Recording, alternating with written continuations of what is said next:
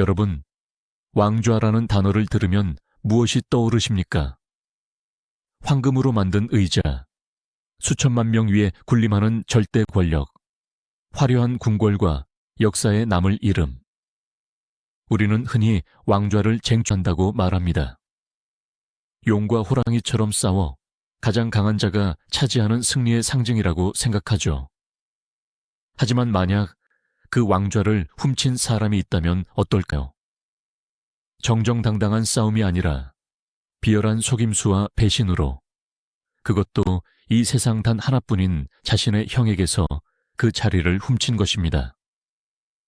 오늘 이야기는 바로 그런 한 남자에 대한 이야기입니다. 그는 황제였습니다.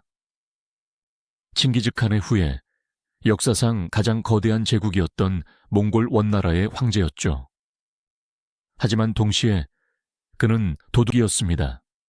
그는 형의 왕좌를 훔쳤습니다. 아니, 더 정확히 말하면 그는 형의 목숨을 훔쳤습니다. 10여 년 만에 다시 만난 형제를 위한 환영의 축제를 이 세상에서 가장 끔찍한 독살의 무대로 만들었습니다. 그의 이름은 투그 테무르. 몽골식 칭호는 자야아투 칸. 그리고 훗날 역사의 원문종이라 불린 인물입니다. 자, 여기서 모든 비극의 아이러니가 시작됩니다. 문종, 문화의 으뜸, 학문의 정점이라는 뜻입니다. 이 칭호는 거짓이 아니었습니다. 그는 역사상 그 어떤 몽골 황제보다도 예술과 학문을 사랑했고 눈부신 문화의 황금기를 열었습니다. 하지만 이 화려한 업적은 그의 피 묻은 손을 가리기 위한 처절한 속죄에 불과했습니다. 그는 왕좌에 앉아있는 3년 내내 단 하루도 편히 잠들지 못했습니다. 매일 밤 자신이 독살한 형의 망령이 그의 침실을 찾아왔습니다. 그는 죄책감이라는 이름의 감옥에 갇혀 술과 악몽 속에서 서서히 무너져 내렸습니다. 결국 그는 자신이 저지른 끔찍한 죄의 대가를 이 세상 그 어떤 황제도 상상할 수 없는 방식으로 치르게 됩니다. 그는 자신의 손으로 자신에게서 가장 소중한 것, 바로 자신의 아들이 가질 미래를 포기해버립니다. 이것은 단순히 14세기의 한 폭군에 대한 이야기가 아닙니다. 이것은 권력이라는 이름의 독배를 마신 한 나약한 인간이 어떻게 스스로를 파멸시키고 또 어떻게 그 잿더미 속에서 마지막 순간에 인간성을 되찾으려 했는지에 대한 깊고도 슬픈 고백입니다. 죄악에 시달린 왕좌, 원나라의 황제 투그 테무르의 이야기입니다. 1271년 칭기즈칸의 손자 쿠빌라이 칸이 중국 대륙을 통일하고 원이라는 이름의 대제국을 선포했습니다. 하지만 이 거대한 제국은 태생부터 치명적인 모순을 안고 있었습니다. 그것은 바로 두 개의 심장을 가졌다는 것입니다. 첫 번째 심장은 칭기즈칸의 전통을 따르는 몽골 초원의 유목민 세력이었습니다. 그들에게 칸이란 몽골의 전통 복장을 하고 말을 타고 활을 쏘며 군대를 이끄는 가장 강력한 전사여야 했습니다. 그들은 몽골의 옛 수도인 카라코룸을 신성시했습니다. 그들에게 중국의 문화는 나약하고 거추장스러운 것에 불과했습니다. 두 번째 심장은 쿠빌라이가 새로운 수도로 삼은 대도를 중심으로 한 한화 세력이었습니다. 이들은 중국식 관료 제도를 받아들인 몽골 귀족과 한족 지식인들이었습니다. 그들에게 황제는 비단포를 입고 궁궐에 앉아 유교의 예법과 붓으로 나라를 다스리는 문명 군주여야 했습니다. 칼을 숭상하는 몽골 전통주의자들과 붓을 숭상하는 중국식 관료주의자들. 이 두 거대한 힘은 쿠빌라이라는 거대한 태양이 1294년에 지고 난 뒤 황제의 자리를 놓고 단 한순간도 쉬지 않고 충돌했습니다. 쿠빌라이 사후 황제들은 평균 3에서 4년밖에 자리를 지키지 못했습니다. 황제가 죽으면 두 세력은 각자 자신들의 입맛에 맞는 황제를 내세웠습니다. 쿠데타 암살, 독살이 궁궐의 일상이 되었습니다. 나라는 안정을 찾을 틈이 없었습니다. 이것이 바로 투구 테무르가 태어난 시대의 공기였습니다. 숨막히는 권력 투쟁과 배신, 그리고 피해 냄새. 바로 이 혼돈의 한복판에서 1304년 2월 16일 투구 테무르가 태어납니다. 그의 아버지는 쿠빌라이의 증손자인 카이산, 훗날 원나라 3대 황제가 되는 무종입니다. 투구 테무르는 황제의 둘째 아들이었습니다.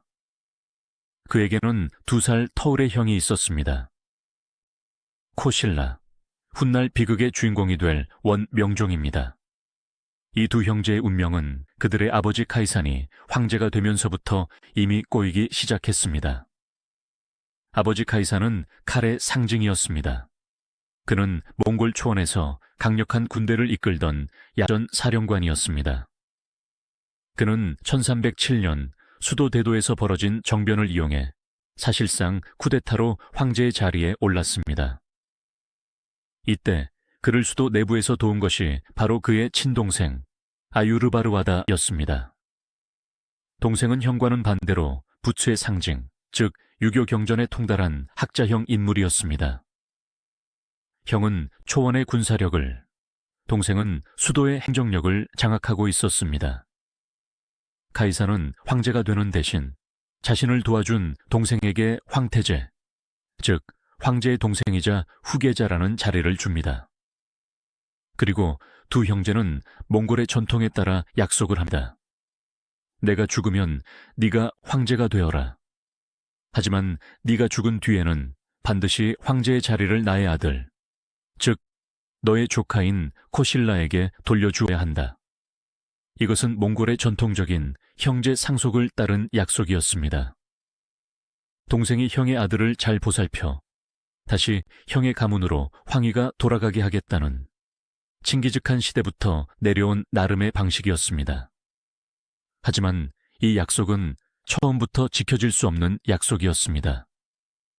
권력은 피보다 진하고 약속보다 강했습니다. 아버지 카이사는 즉위 4년 만인 1311년, 불과 31살의 나이에 급사합니다. 약속대로 동생 아유르바르와다, 즉 원인종이 황제의 자리에 오릅니다. 인종은 처음에는 형과의 약속을 지키는 듯 보였습니다. 그는 형의 장남, 즉 11살이 된 조카 코실라를 주왕이라는 높은 자귀에 봉하고 수도에서 곁에 두었습니다. 하지만 인종의 곁에는 강력한 한화 세력과 그들의 중심인물, 바로 인종의 어머니인 다기 태우가 있었습니다. 그들은 인종에게 밤낮으로 속삭였습니다. 폐하, 어찌 아버지가 아들에게 황위를 물려주는 중국의 숭고한 법도를 따르지 않고 야만스러운 몽골의 풍습을 따르려 하십니까? 주왕은 선왕을 닮아 성격이 거칠고 군인들을 좋아합니다. 만약 그가 황제가 되면 우리 부대의 세력은 모두 숙청될 것입니다. 인종은 흔들렸습니다. 그 역시 칼을 숭배하는 조카 코실라보다 자신을 닮아 붓을 좋아하는 자신의 아들 시데발라에게 황위를 물려주고 싶었습니다. 결국 1316년 인종은 형 카이산과의 맹세를 깨뜨립니다. 그는 자신의 아들 시데발라를 황태자로 책봉합니다. 이것이 모든 비극의 시작이었습니다. 깨어진 약속. 약속을 깨뜨린 인종과 다기 태우는 이제 자신들의 걸림돌이 될 두 조카를 제거해야 했습니다. 바로 형 카이산의 두 아들, 코실라와 투구 테무르였습니다. 그들은 두 형제를 수도 대도에서 즉시 멀리 쫓아내버립니다. 이 결정적인 순간 두 형제의 운명은 정반대의 방향으로 갈라집니다. 첫째, 형 코실라. 당시 16살이었던 코실라는 아버지의 피를 그대로 물려받았습니다. 그는 반항적이었고 힘이 넘쳤으며 자신이 황태자가 되어야 한다는 것을 알고 있었습니다. 그는 몽골 초원과 가까운 변방인 섬서의 군사기지로 쫓겨났습니다. 하지만 그는 그곳에서 굴복하지 않았습니다. 그는 아버지를 따랐던 옛 부하 장군들을 규합해 작은 반란을 일으켰습니다. 숙부가 약속을 어겼다. 황희는 나의 것이다. 그러나 16살 소년의 반란은 너무나 미약했습니다. 그는 인종이 보낸 중앙군에 처참하게 패배합니다. 이제 코실라는 단순한 위협이 아니라 반역자가 되었습니다. 그는 체포되기 직전 수백 명의 부하들만 이끌고 제국의 국경을 넘어 도망칩니다. 어디로 갔을까요? 그는 몽골의 심장부이자 제국의 서쪽을 다스리던 또 다른 몽골 제국, 차가타이 칸국으로 망명합니다. 그곳은 몽골의 전통이 가장 강하게 살아 숨쉬는 거친 전사들의 땅이었습니다. 코실라는 그곳에서 10년이 넘는 세월을 보냅니다. 그는 수도의 화려함과 예법을 완전히 잊었습니다. 대신 몽골의 거친 초원에서 말을 타고 활을 쏘고 끝없는 전투를 치르며 살아남아야 했습니다. 그는 수많은 몽골 전사들과 피로 맹세한 의형제를 맺었고 차가타이 칸의 신임을 얻어 강력한 군대를 거느리게 되었습니다. 그는 더 이상 유약한 황족이 아니었습니다. 그는 10년간의 시련을 통해 칭기즈칸의 후예다운 진짜 몽골 전사이자 전쟁 영웅이 되어 있었습니다. 그는 칼의 상징이 되었습니다. 둘째, 동생 투구 테무르. 당시 12살이었던 투구 테무르는 형과는 정반대였습니다. 그는 유약했고 조용했으며 예술과 학문을 사랑했습니다. 인종과 닭이 태우는 반항적인 코실라와는 달리 유순한 투구 테무르에게는 다른 처방을 냅니다. 그들은 투구 테무르를 군사 기지로 보내지 않았습니다. 그들은 그를 제국에서 가장 멀고 가장 이질적이며 몽골의 힘이 전혀 닿지 않는 유배지로 보냈습니다. 바로 중국 남쪽 끝에 있는 섬 해남도였습니다. 오늘날에는 휴양지로 유명하지만 14세기 몽골인에게 그곳은 세상의 끝이었습니다.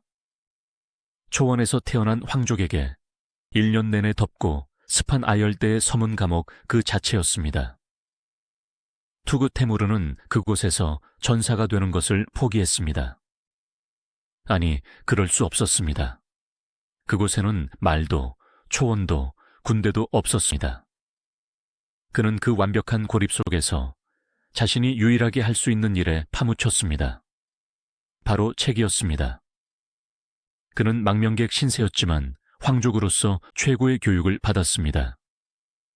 그는 해남도와 훗날 옮겨진 강남의 중심지에서 당대 최고의 한족 학자들과 교류했습니다. 그는 중국의 고전, 유교 경전, 역사서를 탐독했습니다. 그리고 무엇보다 그는 그림과 서예에 천재적인 재능을 보였습니다. 형 코실라가 중앙아시아의 초원에서 칼을 갈고 있을 때 동생 투구 테무르는 중국 강남의 서재에서 붓을 갈고 있었습니다. 한 명은 몽골 전통의 상징이 되었습니다. 한 명은 중국 문화의 상징이 되었습니다. 두 형제는 서로의 생사도 모른 채 10년이 넘는 세월을 보냈습니다. 그들은 서로를 그리워했을지도 모릅니다. 하지만 운명은 이 두 형제를 서로가 서로를 겨눠야만 하는 제국의 두 개의 심장 그 자체로 만들어버렸습니다. 그리고 1328년 제국의 심장이 또다시 멎으려 하자 운명은 이 정반대의 두 형제를 피할 수 없는 비극의 무대로 동시에 불러내기 시작했습니다. 형 코실라가 중앙아시아 초원을 떠돌고 동생 투구 테무르가 강남의 서재에 갇혀 지낸 10여 년. 그 사이 제국의 수도 대도에서는 피해 역사가 계속되고 있었습니다. 형제의 약속을 깨고 아들에게 황위를 물려주었던 숙부 인종은 1320년에 세상을 떠납니다. 그의 아들 영종은 아버지를 닮아 급진적인 한화 정책과 개혁을 밀어붙였습니다. 하지만 그는 너무 성급했습니다. 그의 개혁은 몽골 전통파 귀족들의 거센 반발을 샀습니다. 결국 1323년 영종은 즉위 3년 만에 전통파 신하들에게 끔찍하게 암살당합니다. 이는 부채 세력에 대한 칼의 승리였습니다. 암살자들이 다음 황제로 내세운 것은 쿠빌라이의 또 다른 후손 예순테무르, 즉 태정제였습니다. 태정제는 몽골 초원의 지지를 받아 황제가 되었지만 막상 즉위하고 나니 수도 대도의 세력도 무시할 수 없었습니다. 그는 이도 저도 아닌 칼과 붓 사이에서 아슬아슬한 줄타기를 했습니다. 그의 어정쩡한 통치는 8년을 이어갔습니다. 그러던 1328년 8월, 태정제가 제국의 여름 수도였던 상도에서 갑자기 세상을 떠납니다. 제국의 심장이 또다시 멎었습니다. 태정제의 뒤를 이을 적법한 후계자는 그의 9살짜리 아들 라기박이었습니다.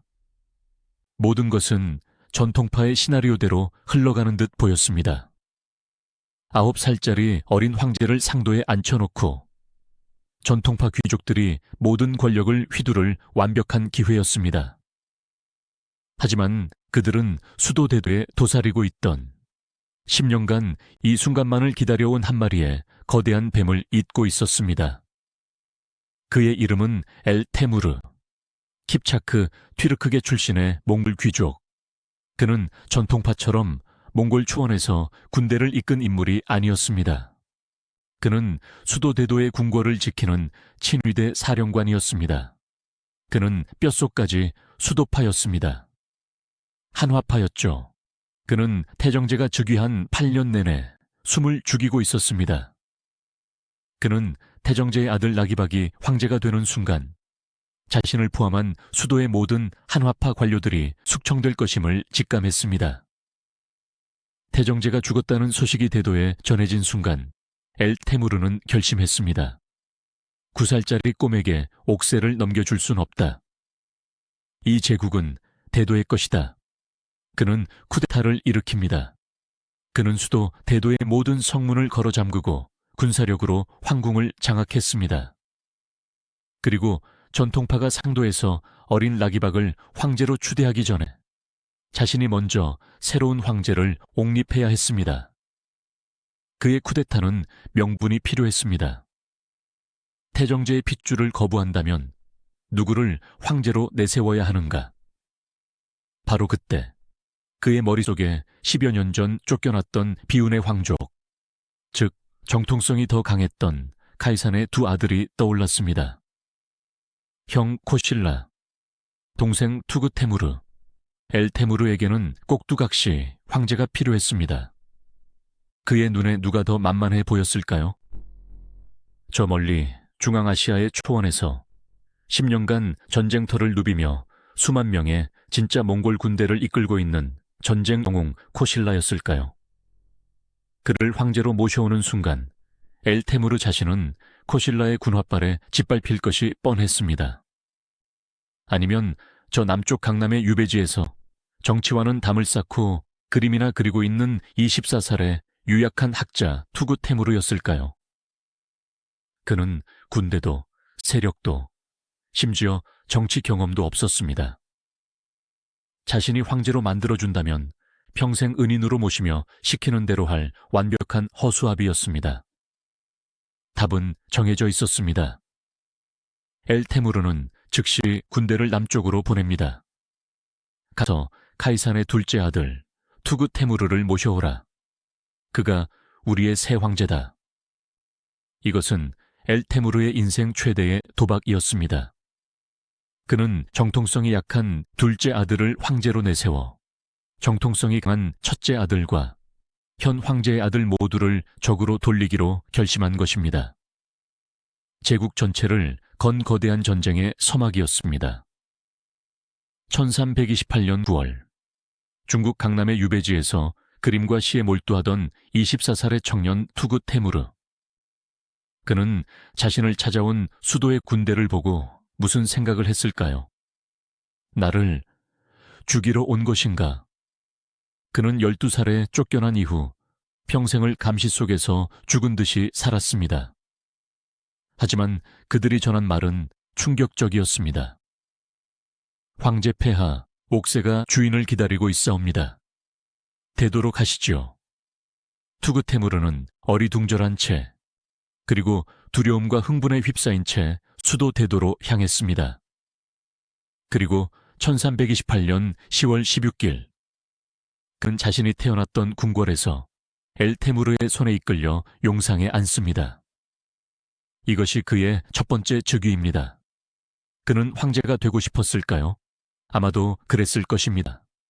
그것은 아버지의 자리였으니까요. 하지만 그는 첫날부터 알았습니다. 자신은 황제가 아니라 엘테무르의 인질이라는 것을.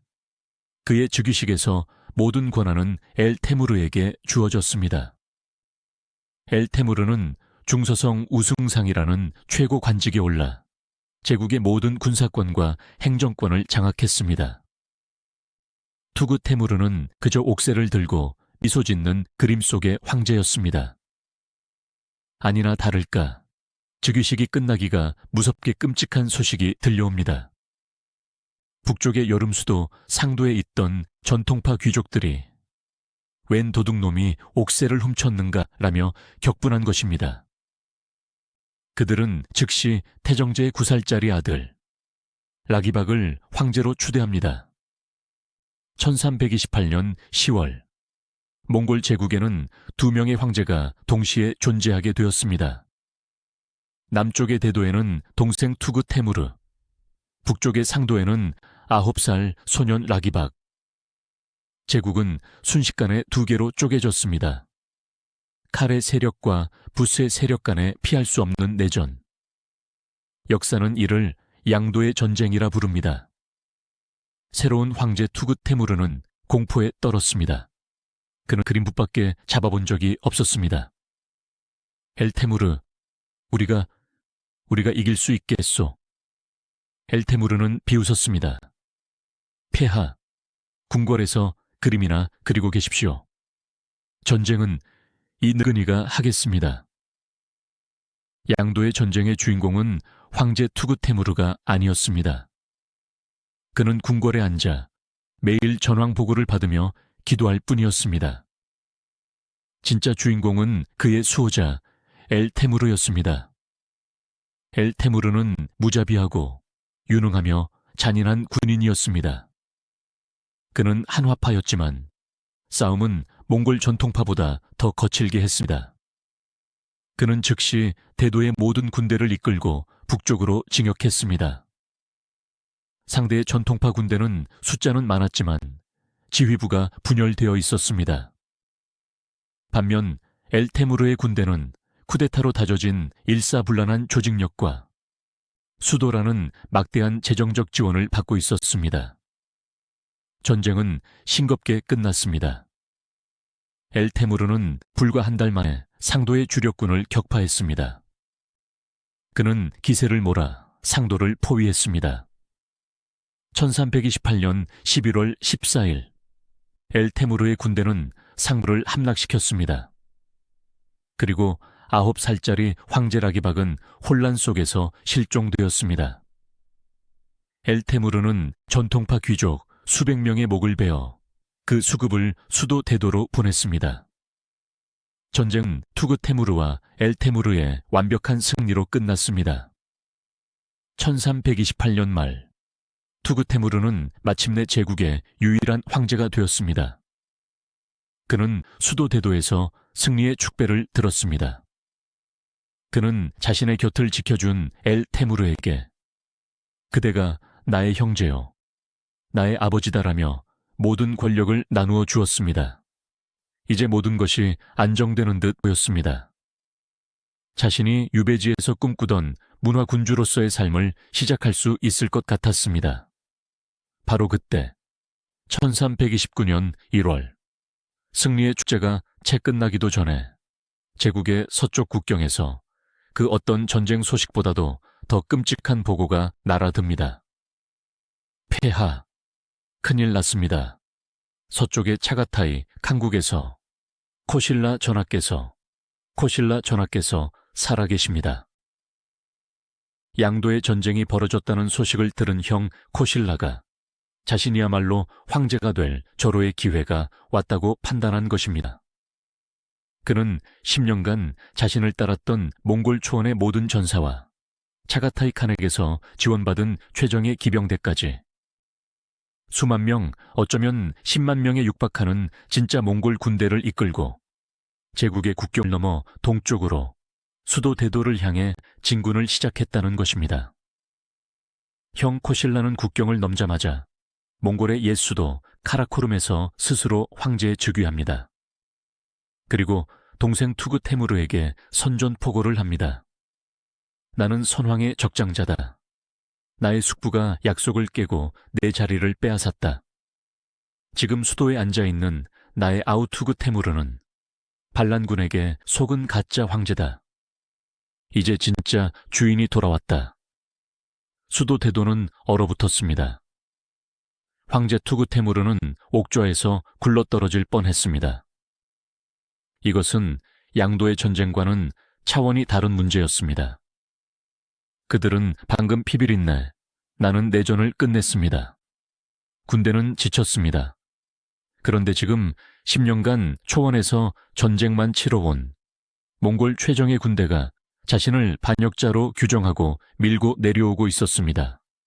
무엇보다 명분이 형에게 있었습니다. 형은 적장자였습니다. 아버지가 공식적으로 후계자로 점 찍었던 인물이었습니다.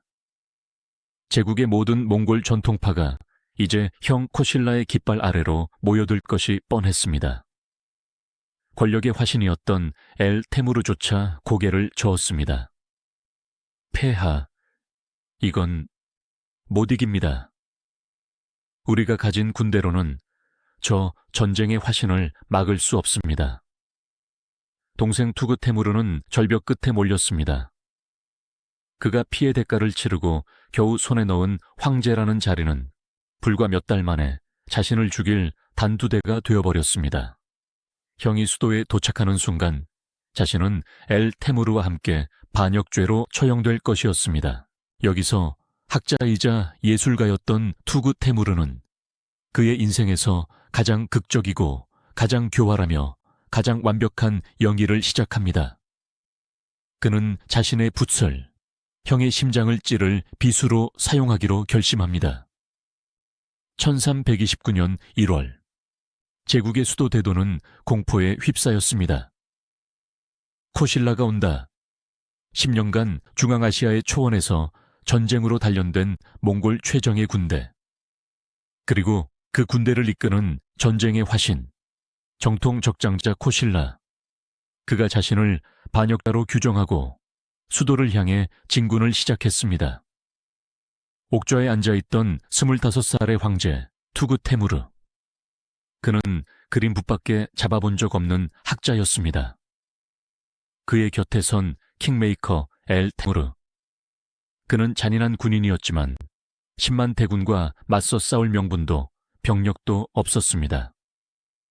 그들은 방금 양도의 전쟁이라는 끔찍한 내전을 치렀습니다. 군대는 지쳤고 재정은 바닥났습니다. 엘 테무르는 황제에게 고개를 저었습니다. 폐하, 이건 못 이깁니다. 동생 투그 테무르는 절벽 끝에 몰렸습니다. 형이 수도에 도착하는 순간 자신은 반역죄로 처형될 것이었습니다. 그가 피해 대가로 겨우 손에 넣은 황제의 자리는 불과 몇 달 만에 자신을 죽일 단두대가 되어버렸습니다. 바로 그 순간 학자 투그 테무르는 그의 인생에서 가장 극적이고 가장 교활한 연기를 시작합니다. 그는 칼로는 형을 이길 수 없음을 깨달았습니다. 그래서 그는 자신의 붓을 이 세상 그 어떤 칼보다도 날카로운 비수로 사용하기로 결심합니다. 그는 즉시 엘 테무르를 포함한 모든 신하를 궁궐로 불러 모았습니다. 그리고 옥좌 앞에서 눈물을 쏟아내기 시작합니다. 이것은 그의 인생 일대의 영이었습니다. 여러분, 나는 원래 황제의 자리에 욕심이 없었습니다. 선왕의 세력이 나라를 어지럽혔기에 백성들을 구하기 위해 내가 잠시 이 무거운 자리를 맡았을 뿐입니다. 그의 목소리는 슬픔과 기쁨이 뒤섞인 듯 떨렸습니다. 그런데 방금 하늘이 감동할 소식을 들었습니다. 나의 형님, 선왕의 적장자이시자 이 제국의 진정한 주인이신 현명하고 용맹하신 형님께서 돌아오셨다고 합니다. 신하들은 숨을 죽였습니다. 이것은 제국 전체의 기쁨이며 나 개인의 가장 큰 행복입니다. 나는 당장이라도 이 무거운 황제의 관을 벗어던지고 마땅히 형님을 주인으로 모실 것입니다.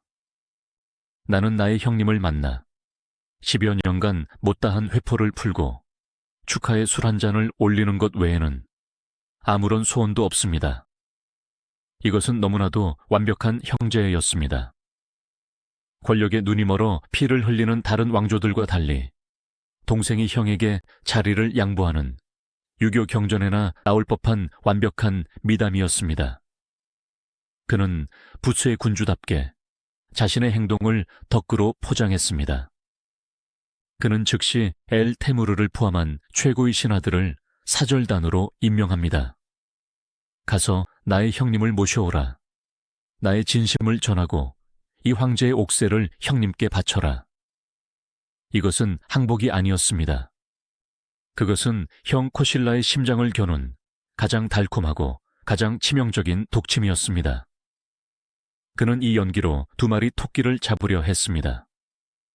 첫째, 형 코실라를 심리적으로 완전히 무장 해제시킨다. 둘째, 자신의 최대 정적인 엘 테무르를 가장 위험한 호랑이 굴로 직접 걸어 들어가게 만든다. 투그 테무르는 생각했을 것입니다. 만약 형이 내 연기에 속지 않고 엘 테무르의 목을 벤다면 나는 나의 가장 강력한 정적을 제거하는 것이다.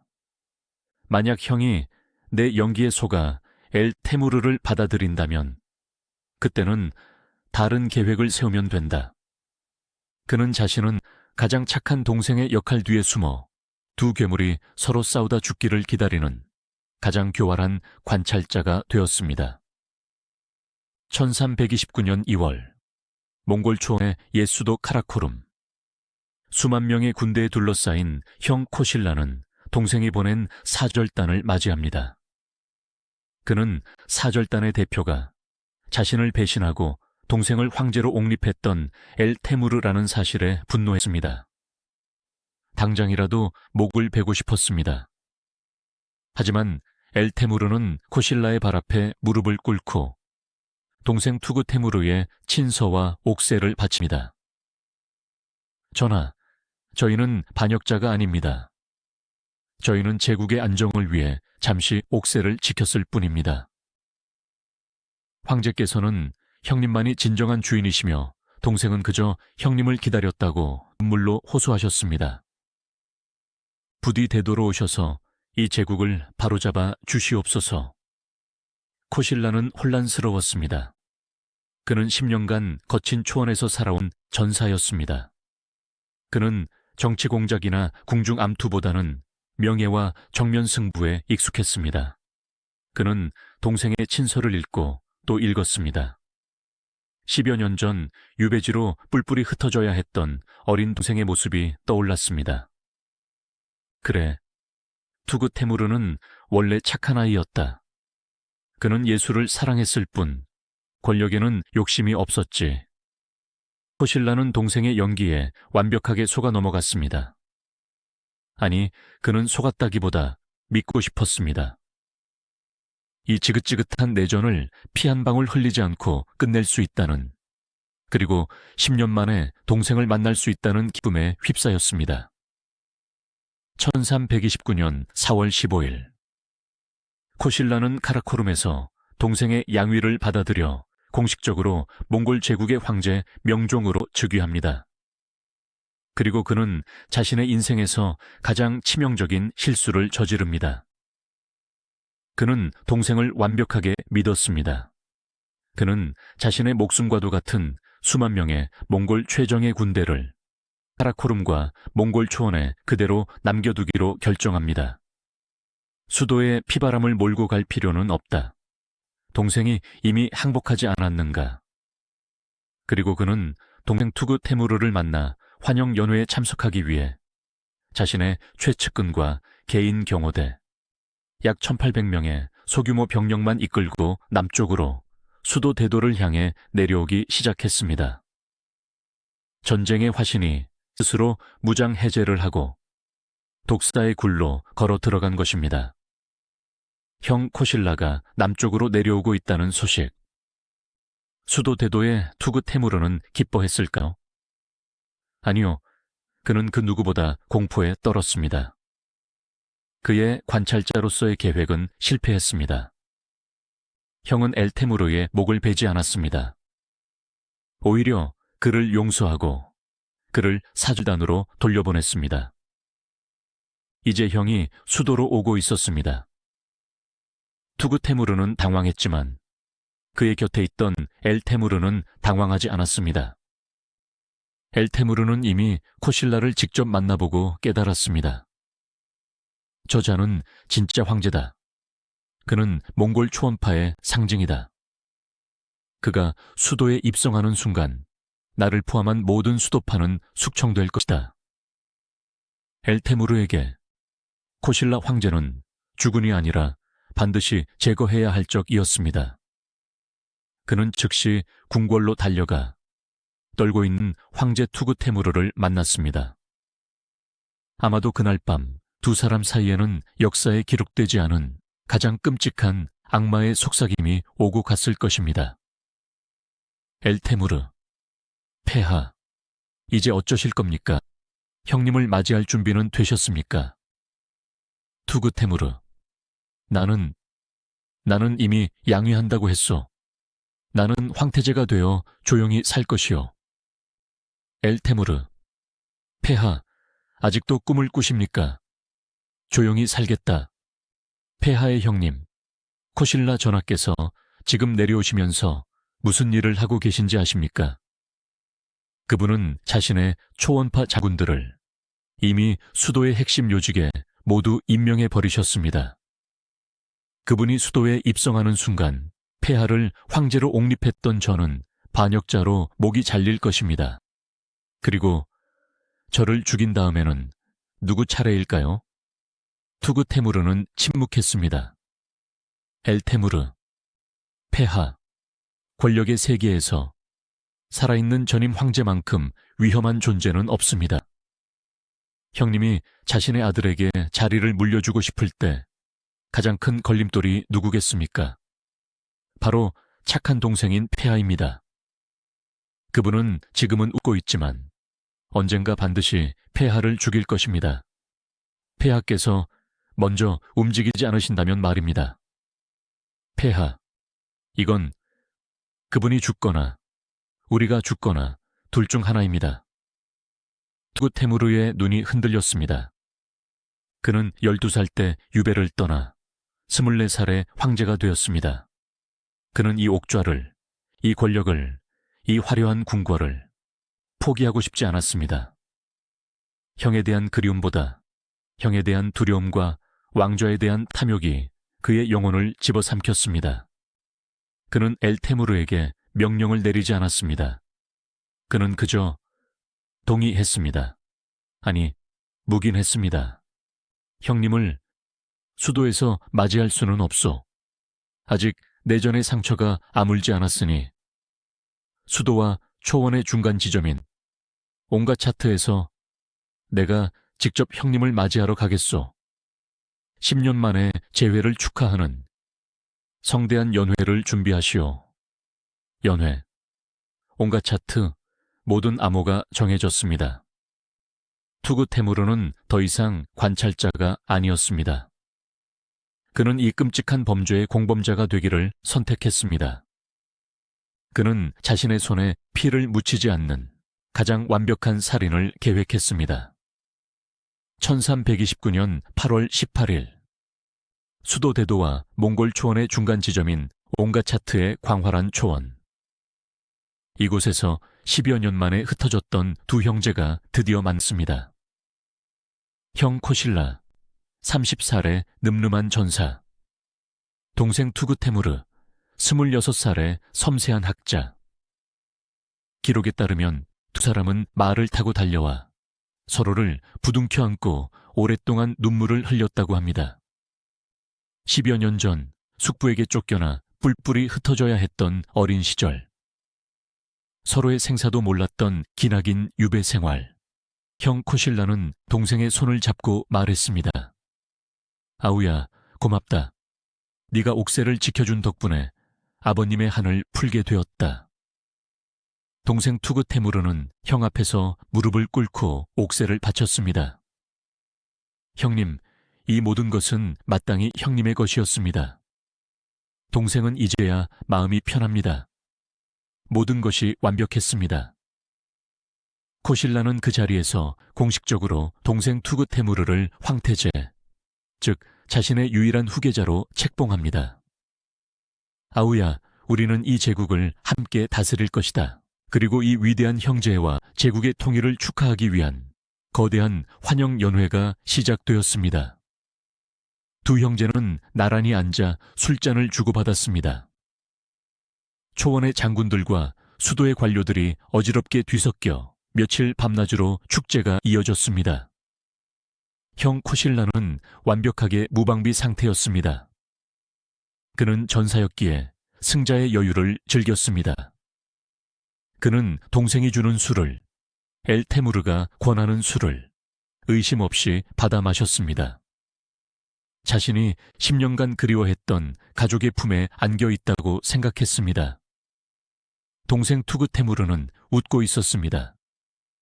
하지만 그는 아마 단 한 잔의 술도 제대로 마시지 못했을 것입니다. 그는 자신의 형이 자신이 준비한 독배를 언제 마시게 될지 엘테무르의 눈짓만을 기다리고 있었을 것입니다. 연회회가 시작된 지 나흘째 되는 날, 1329년 8월 30일. 그날도 연회는 절정에 달했습니다. 동생 투그테무르가 직접 일어나 형 코실라에게 축하의 술을 따릅니다. 형은 10년 만에 만난 동생이 주는 술을 기쁘게 그리고 남김없이 받아 마셨습니다. 모두가 웃고 있었습니다. 몇 시간 뒤 연회가 파하고 자신의 막사로 돌아간 황제 코실라. 그는 갑자기 자신의 배를 쥐어뜯는 듯한 지옥 같은 고통을 느꼈습니다. 그는 비명을 지르며 바닥을 굴렀습니다. 그리고 다음 순간 검붉은 피를 토해내기 시작했습니다. 독, 그것은 의심할 여지가 없는 독살이었습니다.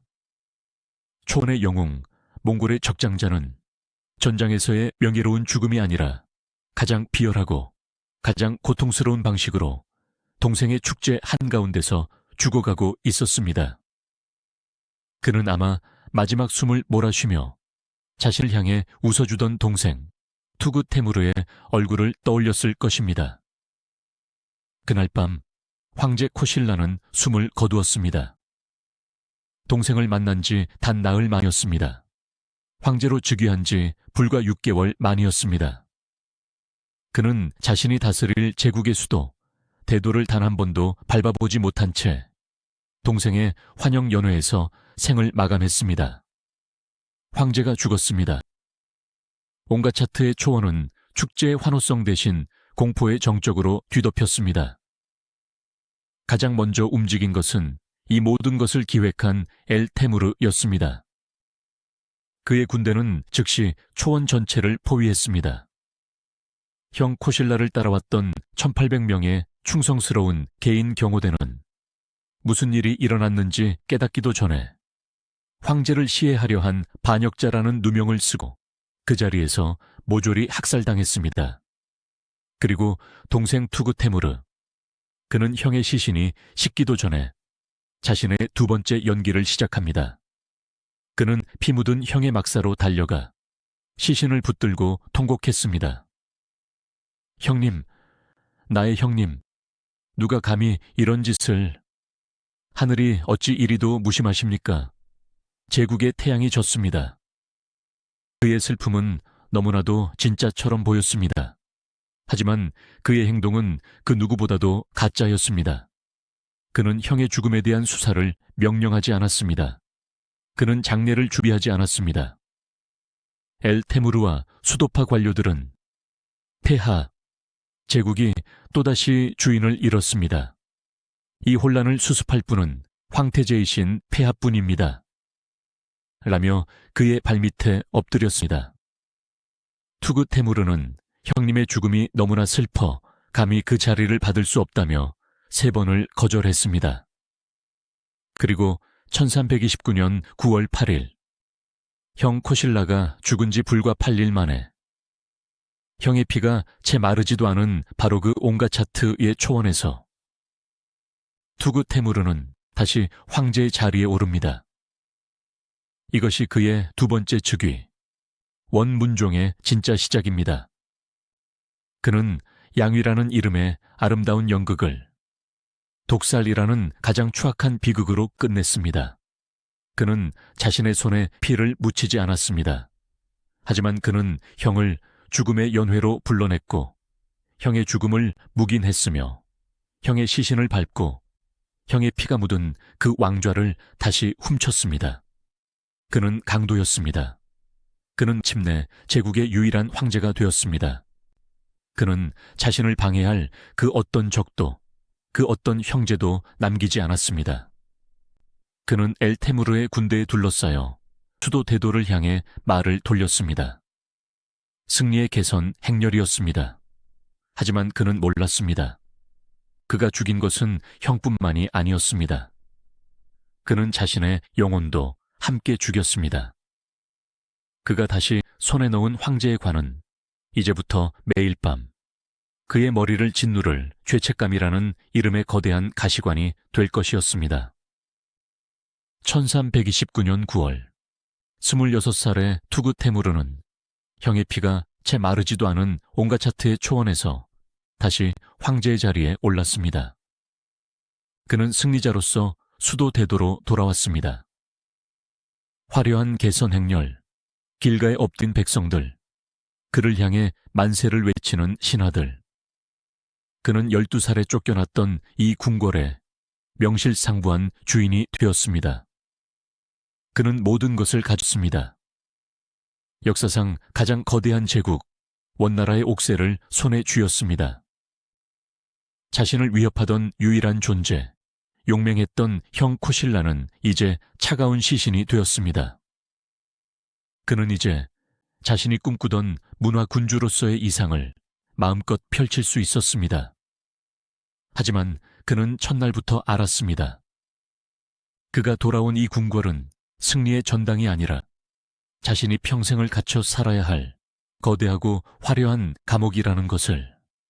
그는 왕좌에 앉아 있었지만 그 왕좌는 황금이 아니라 가시로 만들어져 있었습니다. 그는 매일 밤 잠을 이룰 수 없었습니다. 눈을 감으면 10여 년 만에 만났던 형의 기뻐하던 얼굴이 떠올랐습니다. 자신이 건넨 축하의 술을 아무 의심 없이 받아 마시던 그 형의 마지막 모습이 지옥 같은 악몽이 되어 그의 침실을 덮쳤습니다. 나는 형을 죽였다. 나는 강도다. 이 죄책감은 그의 영혼을 갉아먹는 독이 되었습니다. 그는 이 독에서 벗어나기 위해, 아니, 이 독을 위장하기 위해 자신이 할 수 있는 유일한 일에 미친 듯이 몰두하기 시작합니다. 그것은 바로 문화였습니다.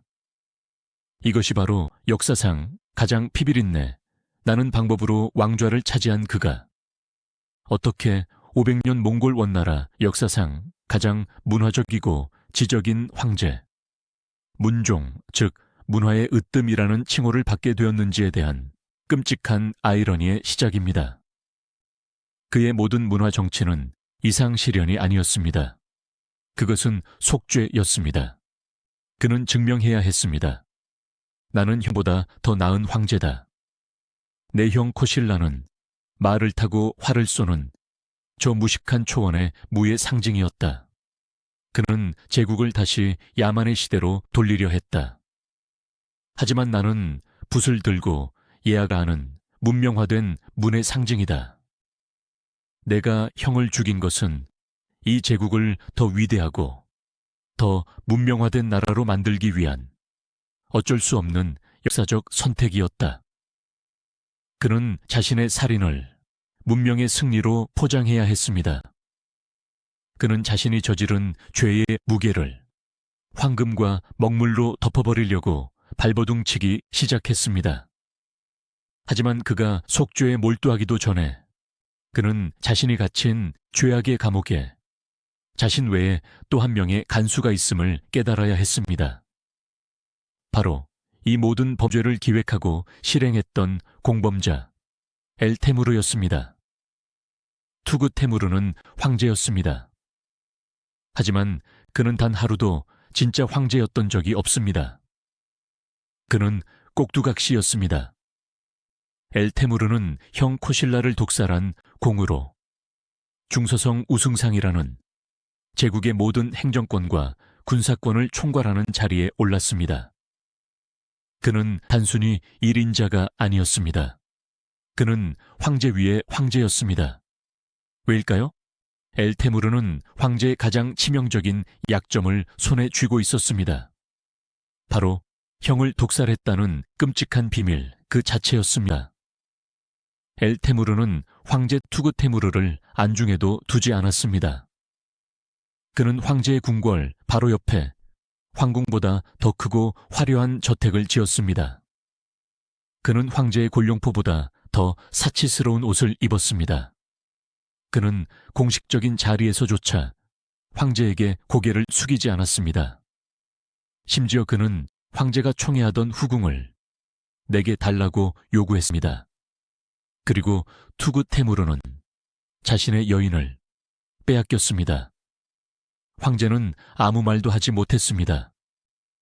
자신이 반역자라고 소리치는 순간 엘테무르는 우리는 공범이라고 맞받아칠 것을 알았기 때문입니다. 그는 왕좌를 얻는 대가로 황제의 권위, 황제의 자존심, 심지어 황제의 여인까지 모든 것을 자신의 살인 홍부업자에게 넘겨주어야 했습니다. 그의 영혼은 안팎으로 골마 터지고 있었습니다. 밤에는 죽은 형의 망령이, 낮에는 살아있는 악마가 그를 덮쳤습니다. 이 지옥 같은 현실에서 그가 도망칠 수 있는 유일한 피난처, 그의 죄책감을 씻어주고 엘테무르의 모멸감을 잠시라도 잊게 해줄 유일한 공간, 그것이 바로 문화였고 예술이었습니다. 그는 정치에서 도망쳤습니다. 그는 엘테무르에게 정치는 그대가 다 하시오. 나는 이라며 자신만의 성전을 짓는 데 몰두합니다. 1329년 11월 그가 다시 즉위한 지 불과 2달 만에 투구 테무르는 규장각사라는 새로운 학술기관을 설립합니다. 이곳은 단순한 도서관이나 황실 서고가 아니었습니다.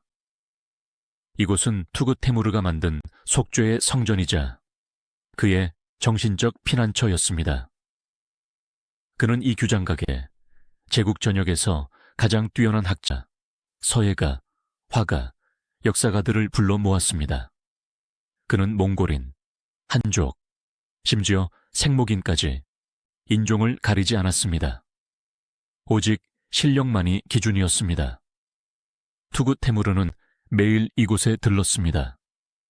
그는 군복이나 갑옷 대신 한족 황제처럼 화려하지만 단정한 비단 도포를 입었습니다.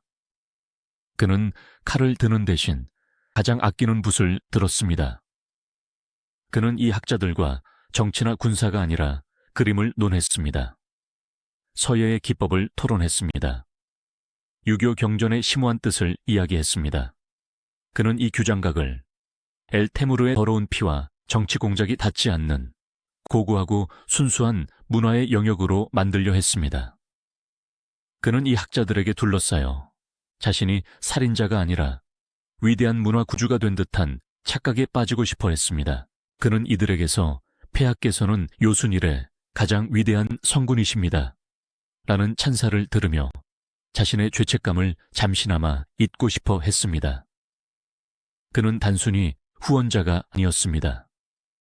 그는 이 학자들의 스승이자 동료였습니다. 그의 예술적 재능은 진짜였습니다. 그는 몽골 황제였지만 몽골어보다 한어 한시에 더 능통했습니다. 그가 직접 쓴 서예 작품은 당대 최고의 서예가들조차 혀를 내두를 정도의 명필이었습니다. 그가 그린 묵죽도는 단순한 황제의 취미가 아니라 중국 미술사에 남을 작품으로 평가받습니다. 이것이 그의 비극입니다. 그는 예술가의 영혼을 가지고 태어났습니다. 그는 강남의 유배지에서 정치와 무관하게 북과 함께 살 때가 어쩌면 가장 행복했을지 모릅니다. 하지만 운명은 그를 황제로 만들었고 그의 탐욕은 그를 살인자로 만들었습니다. 그는 이제 자신의 가장 순수했던 재능, 이 예술을 자신의 가장 추악한 죄를 덮는 포장지로 사용해야만 했습니다. 규장각에서 학자들과 순수한 예술을 논하던 투구 테무르는 자신의 속죄를 위한 더 거대하고 더 영구적인 기념비가 필요했습니다. 자신의 이름을 역사에 살인자가 아닌 위대한 황제로 남길 결정적인 업적이 필요했습니다. 그래서 그는 1330년 규장각의 학자들에게 원나라 역사상 가장 방대한 프로젝트를 명령합니다. 그것이 바로 경세대전의 편찬입니다. 경세대전, 세상을 다스리는 위대한 법전이라는 뜻입니다. 이것은 칭기즈칸 이래 100년 넘게 축적된 원나라 제국의 모든 법률, 제도, 관습, 역사, 지리, 인물, 즉 제국 그 자체를 문자로 집대성하는 작업이었습니다. 총 880권에 달하는 상상을 초월하는 대백과사전이었습니다. 왜 그는 이토록 거대한 편찬 사업에 집착했을까요? 이것이야말로 그의 속죄의 완성판이었습니다. 그는 이 책을 통해 역사에 이렇게 말하고 싶었습니다. 보아라, 너희가 야만인, 초원의 전사라고 무시했던 나의 형 코실라. 그가 황제가 되었다면 제국은 다시 혼란과 야만으로 돌아갔을 것이다. 하지만 문명을 아는 나, 투구 테무르가 황제가 되었기에 제국의 100년 역사가 이렇게 문자로 정리되고 법률로 완성되지 않았는가. 나의 작은 희생은 이 거대한 업적을 위한 어쩔 수 없는 대가였다. 그는 자신의 살인을 역사 발전의 동력으로 치환하려 했습니다. 그는 이 거대한 책더미 밑에 형의 피 묻은 시신을 영원히 묻어버리려 했습니다. 이 경세대전은 1331년에 완성되어 원나라 통치의 기본 법전이 되었습니다. 아이러니하게도 이 책은 훗날 명나라가 원나라를 무너뜨린 뒤 주원장이 명나라의 법전을 만들 때 가장 중요한 참고 자료가 되었습니다. 그의 위선적인 업적이 역설적으로 후대에 엄청난 문화적 유산을 남긴 것입니다. 하지만 인간의 영혼은 그렇게 쉽게 속지 않았습니다. 낮에는 투구 테무르는 규장각의 성군이었습니다. 그는 학자들과 토론하고 경세대전의 편찬을 독려하며 위대한 문화군주로 행세했습니다. 하지만 밤이 되면 그는 다시 옹가차츠의 피 묻은 초원으로 돌아가야 했습니다. 형의 망령이 그의 침실을 찾아왔습니다. 그는 잠들 수 없었습니다. 그는 술에 의지하기 시작했습니다. 그는 거의 매일 밤 만취 상태가 될 때까지 술을 마셨습니다. 술만이 형의 목소리를 잠시 잊게 해줄 유일한 마취제였습니다. 그의 성격은 극단적으로 변해갔습니다.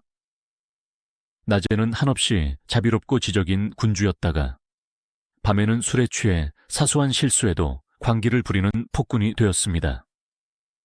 그는 궁궐의 나인이나 환관이 작은 실수라도 저지르면 그 자리에서 잔인한 고문을 가하거나 심지어 직접 칼을 휘둘러 죽여버렸습니다. 그의 예술가로서의 섬세한 감수성은 죄책감과 알코올에 쩔어 끔찍한 폭력성으로 변질되어 버렸습니다. 그는 엘테무르에게 정치적으로 복종당했습니다. 그는 죽은 형에게 정신적으로 지배당했습니다. 그는 자신이 만든 문화라는 황금빛 감옥 속에서 스스로를 파멸시키고 있었습니다. 그리고 이 찢어진 영혼에 운명은 또 하나의 희망이자 가장 잔인한 질문을 던집니다. 1330년 그의 황후 부다시리가 그토록 기다리던 아들을 낳은 것입니다. 이제 투구테무르는 자신의 핏줄인 후계자를 얻었습니다. 그는 이 아들을 보며 잠시 죄책감을 잊으려 했습니다. 그래, 이 아들을 위해서라도 나는 나의 죄를 묻어야 한다. 이 제국을 나의 아들에게 물려주어야 한다. 그는 자신의 아들 엘테구스를 황태자로 책봉하고 싶었습니다. 자신이 저지른 모든 죄를 이 순수한 아들의 시대로 넘겨 자신의 더러운 피를 깨끗한 핏줄로 세탁하고 싶었습니다. 하지만 바로 그 순간 그의 죄책감이 가장 날카로운 목소리로 그에게 속삭였습니다. 네가 감히 너의 아들에게 이 자리를 물려준다고? 네가 나를 죽이고 훔친 이 자리를, 네가 내 자리를 빼앗았다면 네가 내 아들들의 자리까지 빼앗으려 하느냐? 그는 잊고 있었습니다. 자신이 죽인 형 코실렉에도 2명의 어린 아들이 살아있다는 것을. 투구테무르는 자신의 아들 엘테구스를 품에 안았습니다. 자신의 핏줄, 자신의 후계자. 그는 이 갓 태어난 아들을 보며 자신이 살인자가 아니라 아버지임을 느끼고 싶었을 것입니다.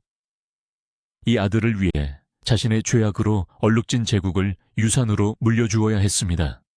하지만 그가 자신의 아들을 황태자로 책봉하려 할 때마다 그의 발목을 잡는 존재들이 있었습니다.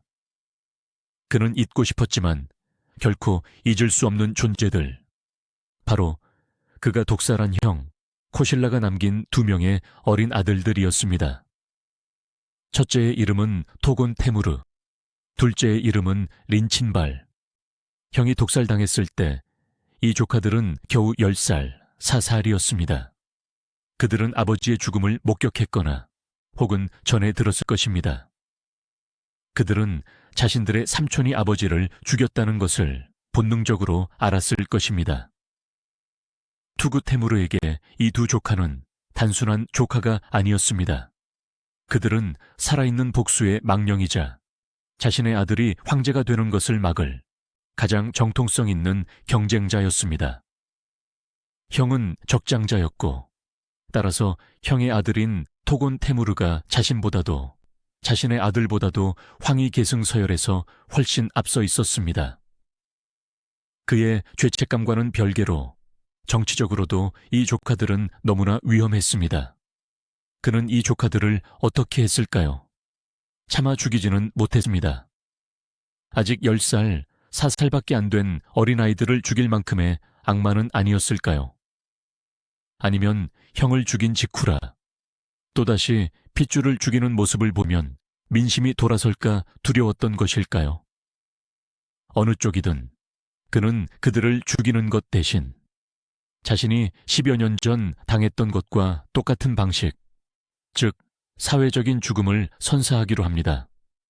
바로 유배였습니다. 그는 첫째 조카 10살의 토곤 테무르에게 끔찍한 죄를 뒤집어 씌웁니다. 너의 아비는 적법한 황제가 아니었으며 오히려 반란을 꾀했다. 그리고 그는 이 10살짜리 조카를 제국에서 가장 멀고 가장 낯선 땅으로 쫓아내버립니다. 첫 번째 유배지는 놀랍게도 고려의 대청도였습니다. 몽골의 황족이 한반도의 작은 섬으로 유배를 온 것입니다. 그는 그곳에서 1년 넘게 감시를 받으며 외롭게 살아야 했습니다. 하지만 투구테무르는 그것으로도 안심이 되지 않았습니다. 그는 토곤 테무르를 다시 중국 남쪽의 가장 척박한 땅, 게림으로 옮겨버립니다. 자신이 젊은 시절 유배되었던 강남보다 더한 오지였습니다. 그는 조카가 그곳에서 정치와는 완전히 담을 쌓고 잊혀진 존재가 되어 조용히 죽어가기를 바랐습니다. 둘째 조카 사살의 린친발은 너무 어렸기에 수도대도의 궁궐 한 구석에 사실상 감금시켜버립니다. 이제 모든 걸림돌이 사라졌습니다. 형은 죽었고 형의 아들들은 제국의 양끝으로 쫓겨났습니다. 그의 곁에는 자신을 지지하는 엘 테무르와 황후 부다시리, 그리고 자신의 피를 이은 아들 엘 테구스뿐이었습니다. 그는 이제 자신의 아들을 황태자로 책봉하기만 하면 되었습니다. 자신의 죄악을 아들의 새 시대로 덮어버릴 수 있었습니다. 그는 그렇게 믿었습니다. 하지만 하늘이 혹은 죽은 형의 망령이 그의 마지막 행복마저 허락하지 않았던 것일까요? 1331년 투그 테무르가 그토록 애지중지하며 자신의 속죄의 대상으로 삼으려 했던 그의 하나뿐인 아들 엘테구스가 태어난 지 1년도 차에 되지 않아 갑자기 요절하고 맙니다. 투그 테무르는 무너져 내렸습니다. 그는 이 충격에서 헤어나오지 못했습니다. 그는 이것이 우연이 아니라고 생각했습니다. 그는 이것을 하늘의 형벌로 죽은 형의 저주로 받아들였습니다. 내가 형을 죽였다. 내가 형의 자리를 훔쳤다. 그래서 하늘이 나의 아들을 데려갔구나. 이것은 벌이다. 나의 죄에 대한 대가다. 그의 죄책감은 이제 그가 도망칠 수 있는 그 어떤 피난처도 허용하지 않는 완벽한 광기가 되어 그를 덮쳤습니다. 그는 술을 더 마셨습니다. 그의 건강은 그가 형에게 먹였던 독보다 더 빠르고 고통스럽게 그의 몸과 마음을 좀먹기 시작했습니다. 그는 규장각에도 나가지 않았습니다. 방 안에 틀어박혀 보이지 않는 망령과 싸웠습니다. 그의 아내 부다시리 황후는 절망했습니다. 그녀는 남편이 미쳐가는 것을 보았습니다. 그녀는 남편이 죽은 형의 망령에 사로잡혀 있다는 것을 알았습니다. 황후는 남편을 살리기 위해 그리고 어떻게든 자신의 핏줄을 이어가기 위해 남편에게 애원했을 것입니다. 폐하, 우리에겐 아직 기회가 있습니다. 우리는 아직 젊습니다. 다시 아들을 낳으면 됩니다. 하지만 투그 테무르는 고개를 저었습니다. 그는 알았습니다. 자신이 또다시 아들을 낳는다 해도 하늘이 죽은 형이 그 아들을 또다시 데려갈 것이라고, 자신은 아버지가 될 자격조차 박탈당했다고. 그의 영혼은 완전히 찢어졌습니다. 그의 나이 불과 27이었습니다. 1331년 말 아들을 잃은 충격과 술 그리고 죄책감에 휩싸인 투그 테무르는 정치적으로도 이해할 수 없는 광기를 보이기 시작합니다. 그는 갑자기 자신의 아내가 아닌 자신이 독살한 형 코실라의 미망인을 자신의 황후로 책봉하려 시도합니다. 형수를 아내로 삼으려 한 것입니다. 이것은 몽골의 전통인 형사취수제를 따르는 것처럼 보였지만 시기와 상황이 너무나도 끔찍했습니다. 그는 자신이 남편을 죽인 그 여인을 자신의 침실로 끌어들이려 한 것입니다. 왜 그랬을까요? 이것은 그의 속죄 방식이었을까요? 아니면 이미 죽은 형을 완벽하게 모욕하려 한 것일까요? 역사학자들은 이것을 죄책감에 미쳐버린 황제가 자신이 죽인 형과 동일시 되려는, 즉 형의 그림자를 지우기 위해 스스로 형이 되려 했던 끔찍한 정신착란으로 해석합니다. 다행히 이 끔찍한 시도는 신하들의 맹렬한 반대로 무산되었습니다. 하지만 투그 테무르의 정신은 이미 돌이킬 수 없는 곳까지 가버렸습니다. 그의 곁에는 그가 미쳐가는 모습을 냉정하게 지켜보는 두 사람이 있었습니다. 한 명은 이 모든 것의 공범자이자 실권자인 엘 테무르. 그는 생각했습니다. 황제가 미쳤군. 하지만 상관없다. 그가 누구를 후계자로 삼든 내 손아귀에 있으면 된다. 또 한 명은 바로 투구 테무르의 아내 부다시리 황후였습니다. 그녀는 남편이 죄책감으로 죽어가는 것을 보며 자신의 정치적 생명이 끝나가고 있음을 직감했습니다. 자신의 아들은 이미 죽었습니다. 남편마저 죽으면 그녀는 모든 것을 잃게 됩니다. 그녀는 어떻게든 살아남을 방법을 찾아야 했습니다. 1332년 9월 2일, 투구 테무르가 마침내 병상에 누워 마지막 숨을 몰아쉬고 있었습니다. 그의 나이 불과 28이었습니다. 그의 임종을 지키는 두 사람, 엘 테무르와 부다시리 황후.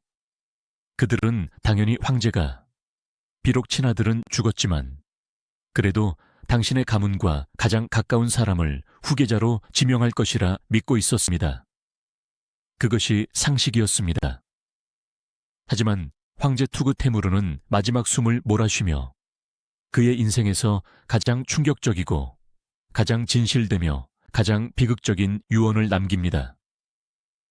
이것은 몽골 제국의 역사를, 아니 중국 대륙의 역사를 통째로 뒤바꾼 유언이었습니다. 그는 아내 부다시리와 공범자 엘 테무르를 바라보며 피눈물을 흘리며 말했습니다. 이것은 그가 죽은 형에게 바치는 그의 첫 번째이자 마지막 진심이었습니다. 나는 내 형님에게 돌이킬 수 없는 끔찍한 죄를 지었소. 황후와 엘 테무르는 충격에 빠졌습니다. 황제가 공식적으로 자신의 죄를 인정한 것입니다. 나는 평생을 그 죄 속에서 후회하며 살았소. 내 아들 엘테구스가 일찍 죽은 것은 바로 하늘이 내게 내린 벌이요, 나의 죄에 대한 대가요. 그의 목소리는 갈라졌지만 그 어느 때보다 단호했습니다. 내가 오늘 죽는 것은 아마도 하늘이 내 형님의 한을 풀어주는 것일게요. 그러니 내가 죽거든 나의 핏줄과 가까운 그 누구에게도 왕위를 물려주지 마시오. 나의 아들이 죽었으니 이 자리는, 내가 형에게서 훔쳤던 이 자리는 마땅히 내 형의 아들에게 돌아가야 하오. 그는 마지막 힘을 다해 두 사람에게 명령했습니다. 지금 저 남쪽 계림으로 유배가 있는 나의 조카 토곤 테무르를 당장 불러와 그에게 황위를 물려주시오. 이것이 내가 내 형님에게 속죄하는 유일한 길이오. 황제 투구 테무르는 이 말을 마치고 형을 죽인 지 정확히 3년 만에 28배 나이로 숨을 거두었습니다. 그는 자신의 인생 마지막 순간에 자신이 그토록 사랑했던 문화도, 예술도, 권력도 아닌 가장 고통스러운 방식의 참회를 택한 것입니다. 그는 자신의 아내와 자신의 가문이 몰락할 것을 알면서도 자신의 친아들이 살아있었다 해도 그 아들을 버리는 선택을 한 것입니다. 죽은 형에 대한 죄책감이 핏줄에 대한 사랑과 권력욕을 마지막 순간에 이겨버린 것입니다. 인류 역사상 가장 비극적이고 가장 고통스러운 유언이었습니다. 1332년 9월 28배 황제 투구 테무르가 죽었습니다.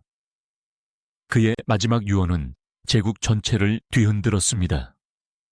이 자리는 내 형의 아들 토곤 테무르에게 돌려주라. 황제의 임종을 지켰던 두 사람, 모든 범죄의 공범자이자 제국의 실권자였던 엘 테무르, 그리고 아들을 잃고 이제 남편까지 잃은 부다시리 황후. 그들은 충격과 공포에 휩싸였습니다. 유언을 따르자니 자신들이 평생을 원수로 여겼던 코실라의 핏줄, 그것도 13살이나 되어 세상 물정을 알 만큼 자란 토곤 테무르를 데려와야 했습니다. 그가 황제가 되는 순간 아버지를 죽인 자들인 자신들은 당장 목이 잘릴 것이 뻔했습니다. 그렇다고 유언을 무시하자니 선왕의 뜻을 어긴 반역자가 될 수 있었습니다. 황제 마지막 말은 죽어서까지 그들의 발목을 잡는 족쇄가 되었습니다. 여기서 두 사람은 마지막 꼼수를 부립니다. 그들은 죽은 황제의 뜻을 따르는 척 하기로 합니다. 엘테무르가 말했습니다.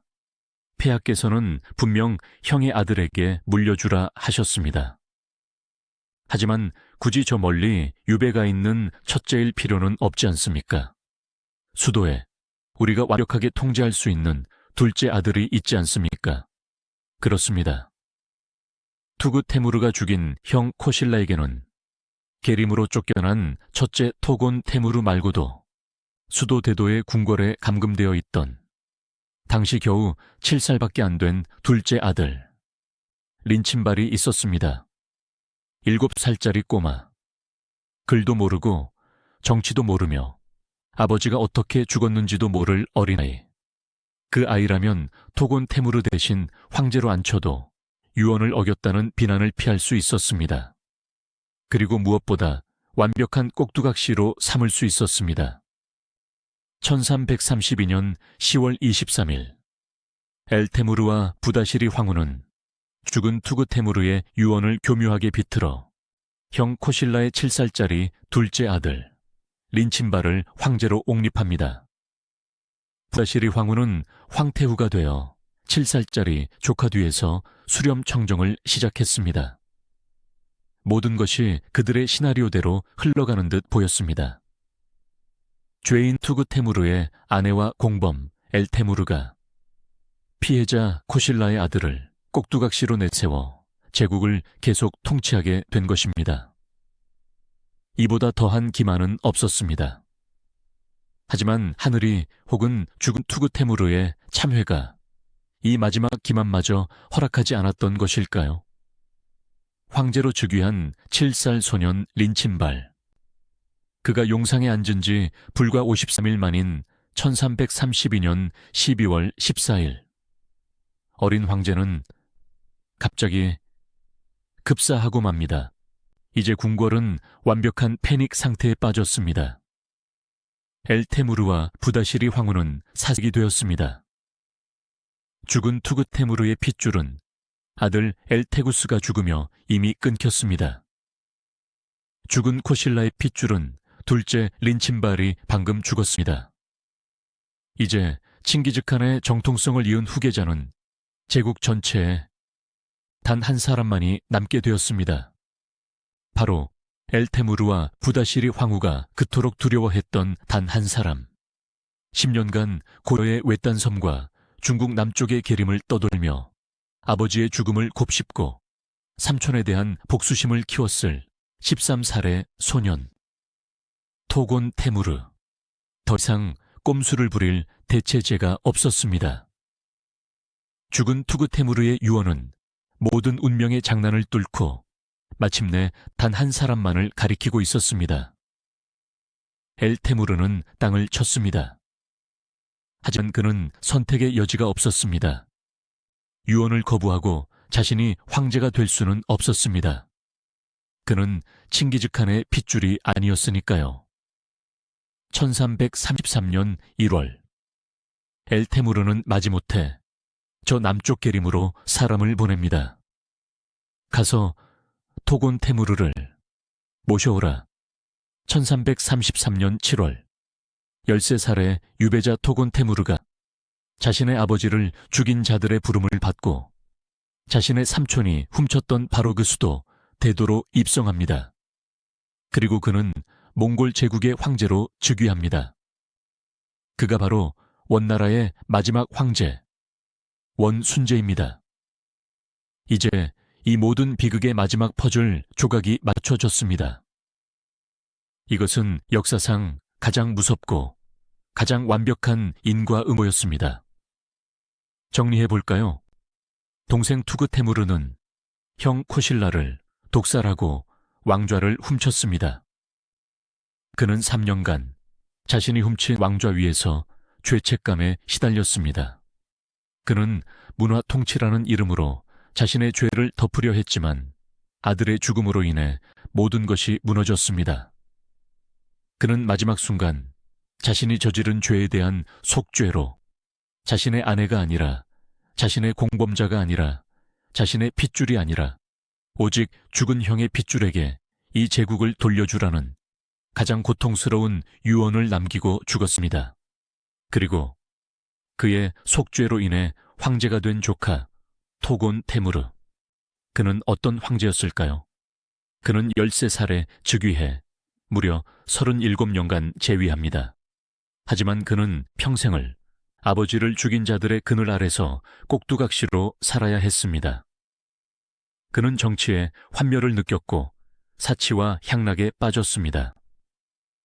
그가 통치하던 14세기 중반, 중국 대륙은 흑사병과 대기근, 그리고 주원장이 이끄는 한족의 거대한 반란에 휩싸입니다. 그리고 1368년, 황제 토곤 테무르는 주원장이 이끄는 명나라 군대에게 수도 대도를 빼앗기고 자신들의 고향인 몽골 초원으로 처참하게 도망칩니다. 쿠빌라이 칸이 세운 거대한 원나라 제국이 100년 만에 중국 대륙에서 완전히 쫓겨난 것입니다. 제국은 멸망했습니다. 이것이 의미하는 바가 무엇입니까? 형을 죽이고 제국을 훔쳤던 동생 투구 테무르. 그는 경세대전을 만들며 제국의 영원한 통치를 꿈꿨습니다. 하지만 그가 속죄를 위해 선택한 마지막 결정, 즉 형의 아들에게 황위를 돌려준 그 유언이 결과적으로 제국을 멸망시킨 마지막 황제를 옹립한 셈이 된 것입니다. 그가 그토록 지키려 했던 제국은 그의 죄 때문에 무너진 것이 아니라 그의 참회 때문에 무너졌습니다. 이보다 더 무섭고 더 완벽한 역사의 아이러니가 또 있을까요? 그는 예술가의 영혼을 가지고 태어났지만 황제의 탐욕을 버리지 못했습니다. 그는 붓을 사랑했지만 결국 독을 선택했습니다. 그가 그토록 지키려 했던 황제의 자리는 그에게 영광이나 권력이 아니라 죽은 형의 망령과 살아있는 공범자 사이에서 매일 밤 고통받아야 하는 죄악의 감옥이 되었습니다. 그가 속죄를 위해 쏟아부었던 화려한 문화유산들, 규장각사와 경세대전은 아이러니하게도 그의 죄가 없었다면 탄생하지 못했을 피 묻은 유산입니다. 하지만 그의 이야기는 우리에게 마지막 순간을 묻고 있습니다. 그가 자신의 아들마저 버리고 자신이 훔쳤던 왕좌를 죽은 형의 아들에게 되돌려주라고 유언했던 그 마지막 순간. 역사는 답을 주지 않습니다. 다만 그가 훔쳤던 왕좌는 결국 그의 속죄를 통해 정확히 제자리로 돌아갔고, 그렇게 제자리를 찾은 왕좌 위에서 제국은 멸망했습니다.